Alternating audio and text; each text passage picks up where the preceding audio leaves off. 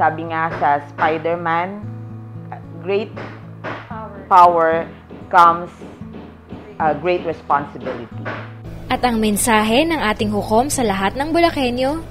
So, ang tips ko sa mga gustong maging abogado, walang ibang gagawin, walang ibang susi, kundi hard work, study, study, and study. Para po sa mga Bulakenyo, narito po ang tanggapan ng Regional Trial Court, Malolos. Kung meron po kayong mga reklamo o suliranin sa mga personnel at iba pang bahagi ng hudikatura, ay please feel free to come to our office, and anytime po, bukas po ang aming tanggapan para po sa inyong lahat. Attorney, mag-plead na lang kaya ako ng guilty. Ano? Sigurado ka ba dyan? Kaya ikaw, Tibusi, salamat ay natulong ang korteng ito ng 8 taong pagkakakulong sa salang robbery with serious physical injuries. So, order.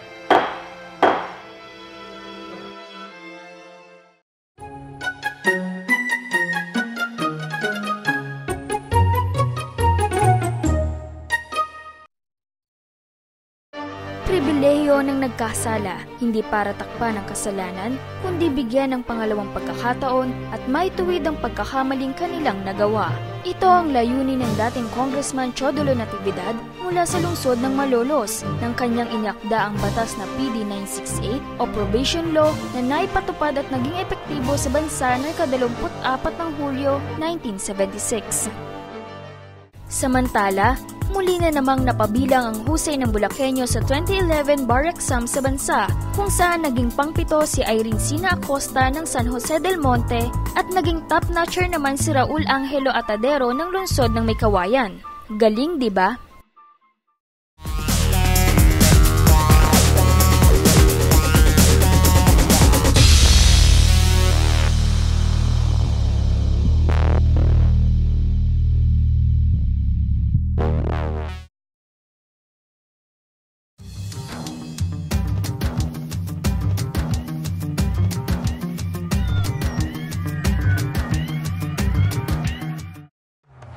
Paano mo masasabi sa kanila na higit nila maiintindihan kung nagugutom sila o nagugutom at may sakit ang kanilang pamilya o mga anak na hindi pagnanakaw ang kasagutan?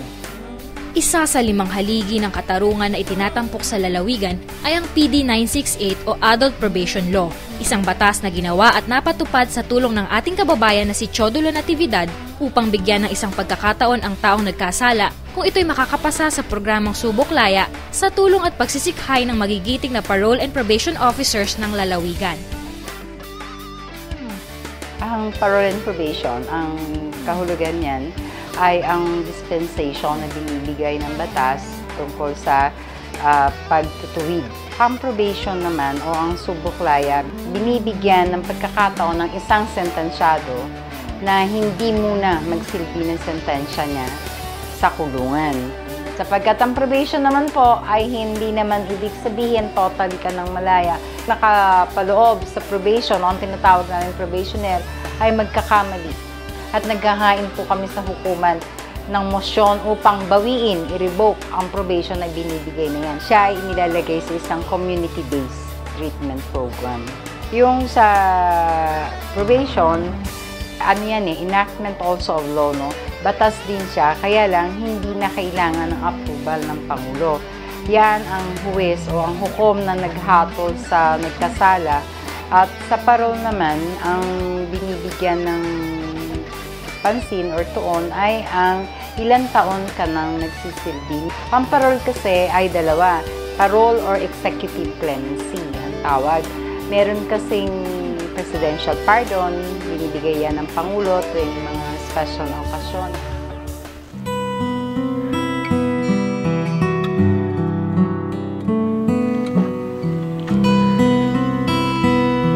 Siguro sa loob ng 8 taon na yan, may pag-asa ka pa.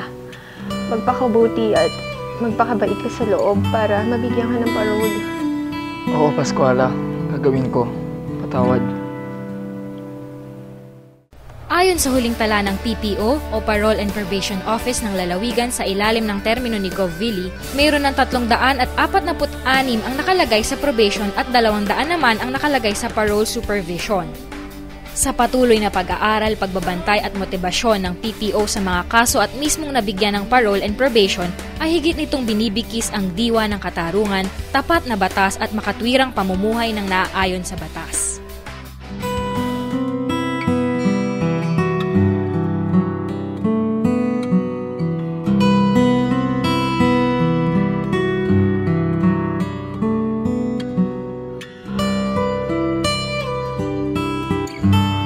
Naka-line up na ba para sa parole?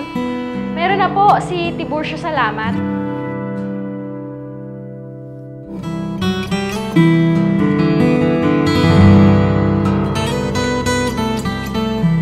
Sinugo ko kayo na parang mga tupa sa gitna ng mga asong gubat. Mag-ingat kayo sapagkat may mga taong magkakanulo sa inyo sa mga hukuman. Tiburcio Salamat, may naghahanap sa'yo. O Brad, mamaya na lang ulit. Sige Brad, ingat.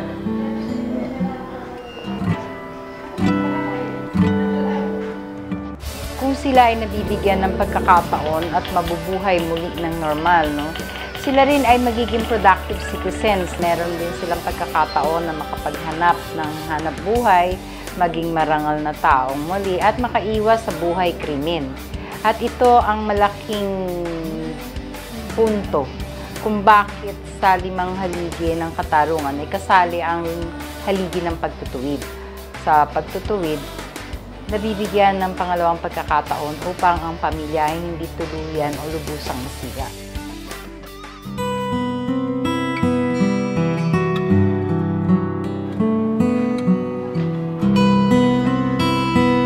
Sa bisa ng kautusan bilang 2012-72, binibigyan ka, Tiburcio Salamat, edad 27, ng pribilehiyong makalaya sa pamamagitan ng parole. Bumalik ka muli sa iyong pamilya at tuluyang magbagong buhay. Ang haligi ng pagtutuwid ay lalong nagiging mabunga sa mga taong sentensyado na nagtatagumpay na iwaksi ang kanilang dating buhay, gaya ni Nani. Napagtapos ang kanyang anak ng abogasya sa UP Diliman dahil sa paghahanap buhay niya sa loob ng tiitan. Kahit ako'y nasa bilibid,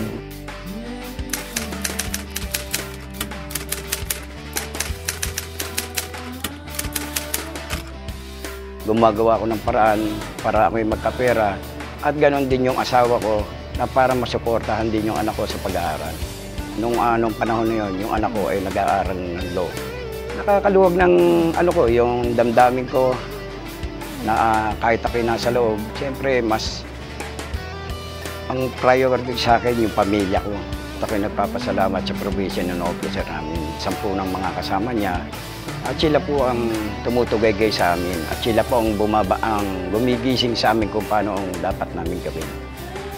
Gayon din sina Eddie na probationer. Pinapakita po sa probation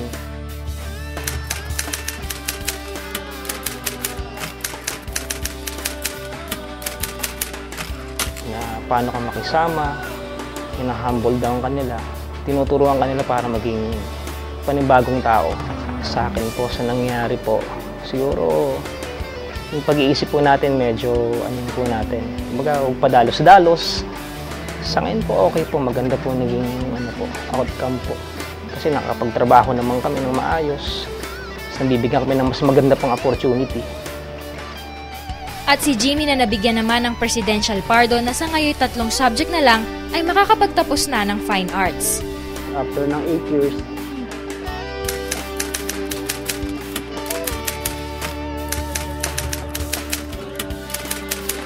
nag-file na ako ng parol sa presidente.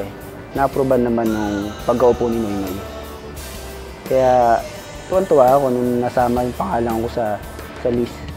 Unang-unang nag-guide sa akin yung magulang ko, yung pamilya ko, tapos yung, siyempre, yung girlfriend ko. Andun din umagapay sa akin. Monthly nagre-report ako. Yung nakulong ako, yun ang pinakamahalagang lesson ko. Sa kabataan, iwas sa hindi magandang barkada.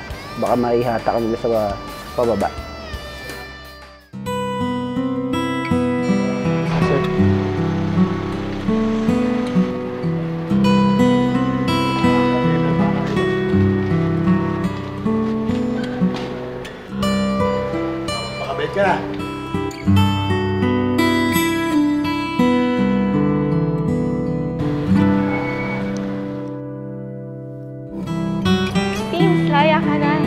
ako para sa'yo. Ako, Kuala. Malaya na ako. O, paano? Uwi na tayo. Tara! Bye po! Sa ngayon, patuloy pa rin ang Parole and Probation Office sa pakikipagtulungan sa pamahalaan sa pagpili ng mga nararapat na bigyan ng ganitong pribilehiyo. Dahil para sa kanila, ang trabahong Parole and Probation Officer ay isang calling, bukasyon at hindi trabaho. Tumataas ang pananaw mo sa katarungan, sa paggalang sa karapatang pantao, sa paniniwala sa likas na kabutihan ng tao. Doon yung paano mo sila i-handle sa matagal na nilang nakagawian. Ang inaalagaan namin ay mga wounded. Meron silang pagkatao. At yun ang tinutuklas at ginagabayan ng Parole and Probation Officer. Higit pa rito, para sa lubusang pagbabago ng mga parolees at probationer, panawagan ng ating mga opisyal. Sa mga Bulakenyo, ang mensahe ko at pakiusap, sana pag lumabas yung mga detainee natin dito, ay tanggapin natin ng maluwag sa loob at ipakita natin na sila ay welcome sa ating pamayanan para naman maramdaman nila na sila ay mayroong puwang dito sa lipunan natin. Sa makatwid sa atin pong vigilance, sa atin pong pagtutulungan at pagmamalasakitan bilang tao, bigyan po natin sila ng pangalawang pagkakataon.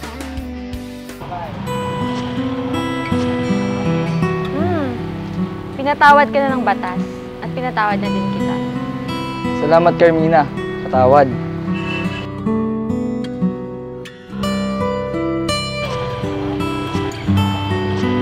Pinapangako sa'yo, mahal kong Pascuala. Maghahanap na ako ng trabaho para sa ating pamilya. Naniniwala ako sa'yo. Kaya ngayong buwan ng Agosto sa pagpupunyagi ng 5 haligi ng katarungan, atin ang karangalang ipagmalaki ang mga Parole and Probation Officers at lahat ng kaakibat nito sa paghakbang ng Bulakenyo sa mas tiwasay na lalawigan.